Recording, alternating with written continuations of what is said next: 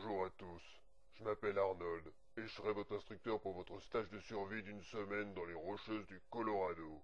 Nous allons vivre avec ce que nous donnera la nature au maximum, pas d'inquiétude, je sais que vous êtes tous mineurs. Vos vies ne seront pas en danger, nous ne manquerons de rien. Si besoin, un staff sera toujours à moins de 10 km de nous. Le but de cette semaine, c'est de vous pousser dans vos retranchements, de tester vos capacités d'adaptation, de vivre en commun des situations délicates. Vous êtes 3 garçons et 3 filles sportifs de haut niveau. Je ne doute pas un seul instant que nous... Pardonnez-moi, mais on est tous des sportifs ou bien des mineurs? Parce que du coup, ils sont vachement avantagés les mineurs dans les Rocheuses, et moi j'ai jamais fait de spéléologie. Alors c'est un coup à faire baisser ma moyenne et me faire engueuler en rentrant. Pas de soucis, petit gars. Mineurs, je veux dire moins de 18 ans, tous sportifs. Toi, Derek, tout comme Émilie, vous êtes des tennismen. Amélie, c'est une nageuse. Katia, elle est cavalière. Dimitri, lanceur de poids. Et José, il est handballeur. J'ai une question. Oui, Émilie, je t'écoute. Pourquoi je dois faire équipe avec Laurent Ruquier? Ça a pas commencé depuis 5 minutes qu'il nous les brise déjà avec ses jeux de mots. Derek, sinon moi c'est Derek. Navré ma petite, mais on change pas les équipes. Je suis sûr que vous apprendrez à vous entendre tous les deux dans cette épreuve. Ouais, d'ailleurs, autre question. En plus, Laurent c'est tout pourri comme nom. Eh bien, je t'écoute. Où sont nos armes? Quoi? Il y a pas d'armes, voyons. Et pourquoi faire d'ailleurs, tu m'inquiètes là? Pour planter les betteraves. C'est sûr qu'il faut être vachement armé pour bouffer des betteraves. Pardon? Quoi, pardon? Vredico et Ori regardent au mot survie. À quel moment Larousse nous dit que ça signifie pique-niquer en couple avec des babysitters autour et un paquet de miel pups en cas de petite faim?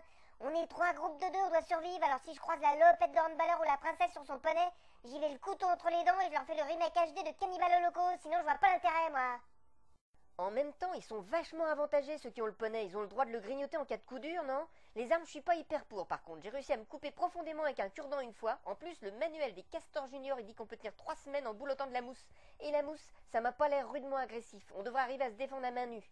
Et puis sinon, on pourrait pas faire plouf-plouf pour définir les équipes? Et là, je peux toujours pas changer de partenaire. Ok, non, finalement j'accepte, ça me fera un handicap. Sinon je risque de me faire chier dans votre Center Park. Et toi Pocahontas, ouais, toi la cavalière et ton frère Bogdanov là, continuez de me dévisager, je vous fais découvrir les Rocheuses façon 3D sensorielle. De toute façon, je vous sentirai à des kilomètres, pas moyen de vous le cacher. Bon, on se calme, merci. Le but de cette épreuve est simplement de passer 2 jours et 2 nuits en pleine nature avec votre partenaire. L'endroit sera délimité par nos soins pour vous éviter que vous vous aventuriez dans les endroits dangereux. Votre équipement sera composé pour chaque couple. Quel couple? Non, parce que les autres mecs, ils ont des vraies filles avec eux et moi j'ai un truc entre deux. Du coup, ça sent un peu le Brokeback Mountain à plein nez. Et si je pouvais garder mon anus intact, ça m'arrangerait. Enfin, elle prend pas mal, Émile, hein? Celle-là, tu l'as méritée, blaireau. Recommence à m'appeler Émile et tu verras les images. Pas une fille, je t'en foutrais, moi. T'as intérêt à garder tes joyeuses eaux chaudes si tu veux pas les retrouver à 2 mètres de ton corps. Wow, pas de violence entre vous, c'est totalement proscrit du programme. Émilie est sûrement une fille charmante quand on la découvre un peu. Bah moi j'ai pas envie de la découvrir, hein. J'ai même plutôt envie de la rhabiller. Une fille qui torgnole, c'est pas de l'amour d'abord, puis en plus ça fait mal.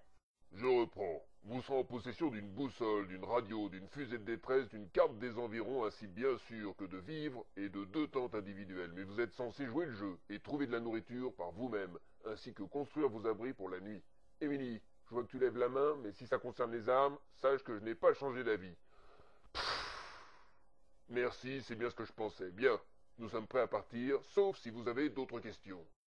Y a des trucs dangereux dans le coin, du genre des ours, des loups ou des termites? Non, parce que j'ai peur qu'on soit un peu juste pour se défendre avec une boussole de détresse, une fusée des environs et une radio à construire. Sinon, un point de détail sûrement, mais quand vous dites trouver votre nourriture tout seul, est-ce que si on appelle Pizza 30, ça compte? Mon petit bonhomme, les téléphones ne captent pas ici et c'est un stage de survie. De mémoire, il me semble que je n'ai jamais eu un groupe aussi dissipé que le vôtre. Règle d'or. Il est interdit de franchir les fanions rouges que vous trouverez tous les 30 mètres et qui délimitent notre terrain de jeu. Au-delà, il serait difficile de vous retrouver dans la nature si jamais vous vous sentez perdu.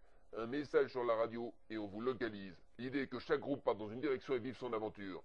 Si jamais vous vous croisez, ne restez pas au même endroit. Go!